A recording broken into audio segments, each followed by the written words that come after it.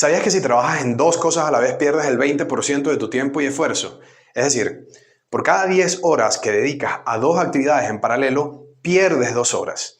¿Hay manera de organizar mejor el trabajo para evitar pérdidas? Vamos a ver.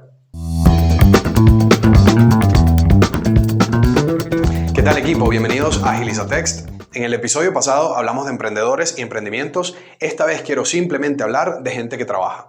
Seas o no seas emprendedor, esto te sirve. Y en este sentido, el propósito de este capítulo es darles una herramienta que no es mágica, no va a hacer que ganes $500 trabajando 5 minutos desde tu teléfono, lo siento, no me dedico a vender humo, pero esta herramienta que les voy a dar sí ayuda un poco a que hagamos mucho más eficiente el uso de nuestro tiempo y nuestro esfuerzo y que a mediano o largo plazo esto sí tiene resultados tangibles de los que nos podemos sentir orgullosos.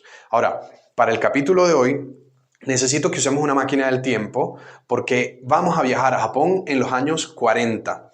Una vez allí, nos vamos a meter encubiertos en una fábrica específica de Toyota porque vamos a buscar la manera de llegar a la oficina de un señor que se llama Taiichi Ohno. Este señor nos interesa porque él tuvo una idea muy sencilla pero brillante. Él dijo, si queremos ser más eficientes, rápidos, reducir desperdicios y aumentar la producción, tenemos que hacer visible el trabajo. ¿Y qué significa hacer visible el trabajo? Pues eso, visible. Que cualquiera lo pueda ver, de modo que cualquiera pueda saber qué se está haciendo en todo momento, dónde hay cuellos de botella, dónde se está perdiendo el tiempo y cuáles son los siguientes pasos.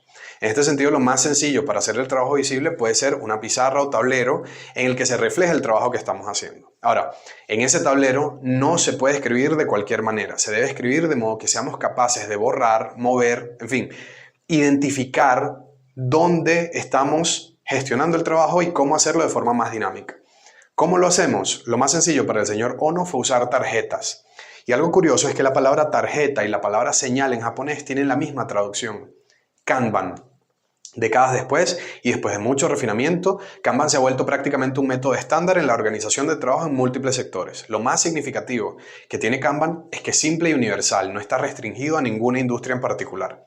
Kanban funciona igual de bien en un despacho de abogados, en una fábrica de ropa o en una oficina llena de gente de marketing. ¿Por qué Kanban es tan transversal y flexible? Porque las ideas centrales de Kanban son transversales y flexibles. ¿Cuáles son esas ideas? Las enumero. La primera es la visibilización del trabajo. La segunda es la limitación del trabajo en progreso. Y la tercera es el enfoque en el flujo continuo. Luego nos vamos a meter uno a uno en estos puntos, pero si los leemos de nuevo y reflexionamos un poco, nos damos cuenta de que esto es útil en cualquier sitio. Si hablamos del primero, a todos nos interesa poder ver el trabajo. Luego con el segundo, limitar el trabajo en progreso, significa no hacer 800 cosas a la vez. Hay hasta refranes del día a día que dicen eso. El que mucho abarca, poco aprieta, no pongas muchas cosas en el asador porque alguna se te va a quemar. Todo eso se refiere a lo mismo, a controlar la cantidad de cosas que hacemos en paralelo. Y con el tercero, el enfoque en el flujo continuo, es porque nos interesa ser consistentes, no parar, ir sin prisa pero sin pausa, lograr que las cosas siempre estén en movimiento. Yo estoy seguro de que la mayoría de los conflictos que todos hemos sufrido en el ambiente laboral son precisamente por desastres en los métodos de organización del trabajo. Tareas que se solapan, pérdida de información, gente que no habla completo sobre lo que está haciendo, entonces hacen que los compañeros anden a ciegas, en fin. Cuando tomamos la foto y analizamos las cosas con calma, nos damos cuenta de que el impacto negativo que tiene esta falta de organización es enorme. Entonces, por eso es importante que entendamos al menos esas 3 ideas. Luego, para avanzar, tenemos que conocer los principios fundamentales de Kanban. El primer principio es enfocarse en el flujo de trabajo, no en la ocupación de los trabajadores. Tradicionalmente, en muchas organizaciones se mide la productividad por cuánto están ocupados los empleados, es decir, la cantidad de horas que pasa sentado haciendo algo.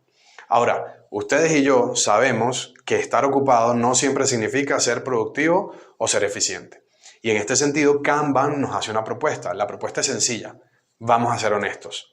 En lugar de llenar cada minuto de los equipos con tareas, Kanban dice, ya va. Dejemos de andar como pollo sin cabeza, vamos a entender primero qué es lo que estamos haciendo, cuáles son las etapas de nuestro proceso y vamos a hacer que el trabajo fluya a través de esas etapas. Porque esa es la única forma en la que podemos darnos cuenta, entre otras cosas, de dónde estamos tardando más, dónde estamos tardando menos y quién necesita que le echemos una mano. El segundo principio es la mejora continua y la adaptación al cambio. Kanban no es un método rígido. De hecho, a Kanban ni siquiera le importa si ya usas alguna metodología o esquema específico. Kanban simplemente te dice, vale, sea como sea que tú trabajes, haz lo siguiente. Enumera cuáles son tus etapas. Dibuja esas etapas en un tablero. Escribe tus tareas en tarjetas. Mueve esas tarjetas dentro del tablero cuando pases de una etapa a otra. ¿Esto qué nos permite? Que busquemos siempre una forma de mejorar. Si, por ejemplo, una etapa de mi proceso son las pruebas y digamos que normalmente las pruebas se toman un día por cada tarea, pero me doy cuenta de que una tarea tiene 3 días ahí y no se mueve. Viene otra tarea y luego otra y se acumulan en el mismo sitio, pues pueden estar pasando dos cosas. Uno, le pasó algo al responsable de hacer las pruebas, esperemos que no. O dos, algo está fallando en el proceso. Hay empresas que tardan meses en apenas darse cuenta de dónde es que hay algo que hay que mejorar. Ni siquiera en corregirlo, ojo, identificar que hay un problema en algún sitio del proceso. Entonces, cuando tenemos estos principios claros y los hacemos un hábito, se terminan volviendo parte de nuestra mentalidad. Termina siendo obvio que tenemos que usar herramientas como Kanban que nos hagan realmente eficientes sin desgastarnos física y mentalmente en el camino. Porque ese es un punto que da para otro podcast. La salud mental no es ningún juego y mucha frustración profesional viene por sentirse estancado en el trabajo, por no tener ninguna sensación de progreso y muchas veces parte de la responsabilidad está en organizaciones que no se preocupan por adaptarse a esquemas de eficiencia, que se preocupen más por el resultado que por sobrecargar a la gente. Cuando una organización logra adaptarse, los resultados se notan, eso es inevitable. El compromiso aumenta, la independencia de la gente aumenta también, empieza a aparecer gente con iniciativa y así. Ojo, que también hay que decir que esto no pasa de un día para otro, es parte de un proceso, pero en algún momento tienes que empezar. Si empiezas hoy, en 5 años tú vas a ser alguien completamente distinto, tu equipo será completamente distinto e incluso tu empresa será completamente distinta. Pues bien, ahora tenemos que entrar en un concepto que es central no solamente para el método Kanban, yo diría que para la vida. Es el concepto de limitar el trabajo en progreso. Acá vamos por partes. Ya sabemos que en el contexto de Kanban el trabajo se refleja como tareas específicas escritas en tarjetas y visibles en un tablero. El trabajo en progreso se refiere a la cantidad de tareas específicas en las que estamos trabajando hoy.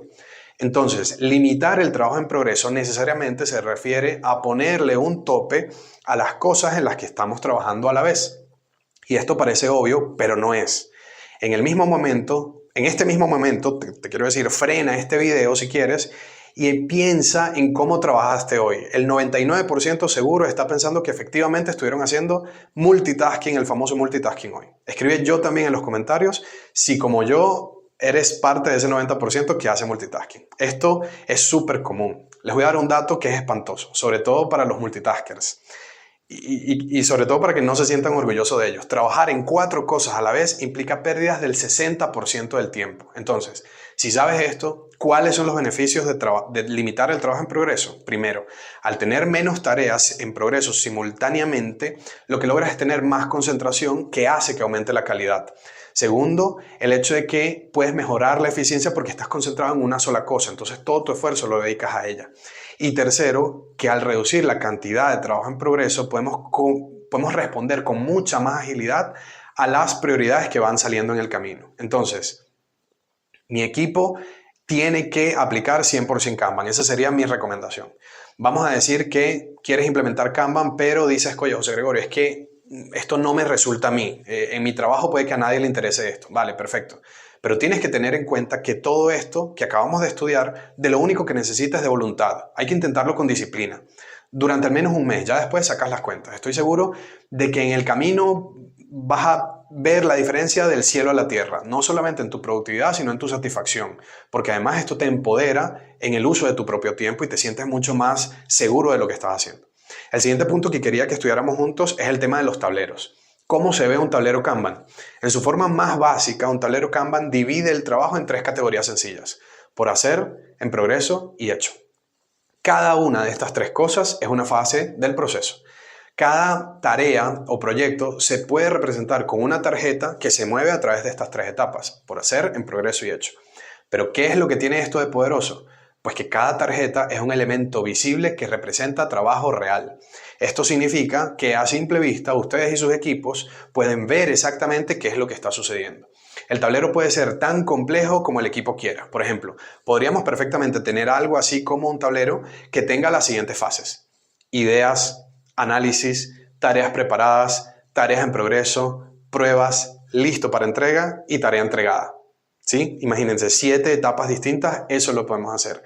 O por ejemplo, el tablero de este podcast se ve más o menos así: idea, guión, grabación, edición, contenido de apoyo, listo para publicar y publicado. El tablero de este podcast tiene 7 etapas. Voy moviendo tarjetas o nombres de los episodios por cada una de esas etapas. Fíjense que al final lo más importante es identificar con mucho rigor cuáles son las etapas clave del proceso que queremos tener identificadas en nuestro tablero. Y una vez que lo implementamos, lo más costoso es hacer de estas cosas un hábito, es mantener el ritmo. Porque siempre empezamos súper motivados, pero la motivación solamente te sirve para empezar. La motivación es una chispa que se prende y se apaga y solamente queda el recuerdo, que el recuerdo de esa chispa no sirve para nada. Ahora, la disciplina y la consistencia son lo que en verdad nos convierte en personas imparables. A mí no me des a 20 personas motivadas, dame a 20, o no me des a 20, dame a 2 que sean disciplinados y consistentes, que con eso sí vamos a ser capaces de hacer magia. En fin, ya sabemos cómo se ve la magia de los tableros Kanban y no quería dejar de mencionar que una de las fortalezas que tiene esta herramienta es que facilita la identificación de cuello de botella. Si ves que las tarjetas se acumulan en una sola columna específica, es lo que decíamos al comienzo. Ahí hay una señal clara de un problema en esa etapa particular del proceso. Esto nos permite tomar medidas rápidas para resolver el problema en lugar de dejar que se acumule el trabajo y cause todavía más retrasos. Hay un estudio que hizo la Kanban University en la que se mostró que después de implementar Kanban, las empresas que fueron parte del estudio mejoraron el tiempo de entrega de sus proyectos en casi un 50%. Habría que estudiar también qué tipo de organizaciones eran estas, qué tan maduros eran los equipos y otro montón de cosas, pero vamos a suponer que no era el 50% sino el 20%, sigue siendo muchísimo. Estudios como ese hay bastantes. Hay otro estudio que recuerdo que hicieron empresas del sector salud, en las que también implementaron Kanban y redujeron el tiempo de espera de los pacientes en algo así como un 30% al cabo de un año. Es una locura. Y de nuevo, no es magia, es producto de identificar las etapas de nuestro proceso, reflejarlas en un tablero y hacer que el flujo de nuestras tareas sea visible en ese tablero. Estoy usando ejemplos muy a propósito que no tienen nada que ver con empresas de tecnología para que podamos ver que esto no solamente está restringido a computadoras. En el caso de la programación no hay que venderlo, esto se vende solo, pero no solo para ese tipo de trabajos. Solo hemos podido ser capaces de producir la cantidad de herramientas tecnológicas que hemos hecho en los últimos 20 años gracias a herramientas estilo Kanban y a muchas otras que vamos a estudiar, por supuesto, en este podcast. Por eso es importante que se suscriban y se mantengan pendientes de todo lo que estamos publicando y estudiando aquí en Agiliza Text. No me quiero desviar mucho del tema, pero uno de los propósitos que tengo con este podcast y con todas las iniciativas en las que estoy trabajando es ofrecer la posibilidad de desarrollar habilidades transversales, habilidades que sirvan a muchas profesiones y oficios en múltiples roles independientemente del sector. Hace poco leí una publicación de la Organización Internacional del Trabajo y la publicación es de 2021, pero seguro el dato está vigente. Solo la mitad de los trabajadores de todo el planeta tienen un trabajo que corresponde con su formación, el resto no. Esto lo que quiere decir es que, en mucho resumen, solamente la mitad de la gente trabaja en algo de lo que estudió. Y aquí hay 2 lecturas. La primera es el pozo sin fin del asunto distorsionado de la vocación y la elección de la carrera. Seguro en algún momento vamos a hacer un podcast sobre eso. Y el otro punto es que si esa es la situación y ya estamos metidos en el problema, pues sencillamente tenemos que buscar la manera de resolver. Y una de las maneras más efectivas es lateralizar nuestro perfil. Complementarlo con habilidades que tengan valor en el mercado y que no nos encasillen en una sola cosa. Y en el caso particular de hoy, Kanban es una herramienta que nos permite ganar una habilidad en términos de organización del trabajo y productividad, independientemente de cuál sea nuestra especialidad. Saber organizar el trabajo, primero el propio y luego el trabajo de un equipo, nos permite tomar mejores decisiones, empoderarnos de nuestro trabajo, generar conocimiento, ejercer liderazgo a cualquier nivel. Hasta los equipos más grandes o los equipos más pequeños son susceptibles de implementar este tipo de cosas y que les vaya bien. Dejo hasta aquí el episodio de hoy, chicos. Muchísimas gracias por haber visto esto. Quiero dejarles esta herramienta y que tomen acción una vez que vean este tipo de cosas y al menos traten de organizar su trabajo de modo que puedan identificar tareas por hacer, trabajo en progreso y trabajo listo. Si logramos eso, hemos dado un paso enorme hacia la mejora de nuestra productividad. Muchísimas gracias por llegar hasta acá. Deja en los comentarios cualquier tema que quieras que tratemos en este tipo de episodios. Los veo en el siguiente. Chao.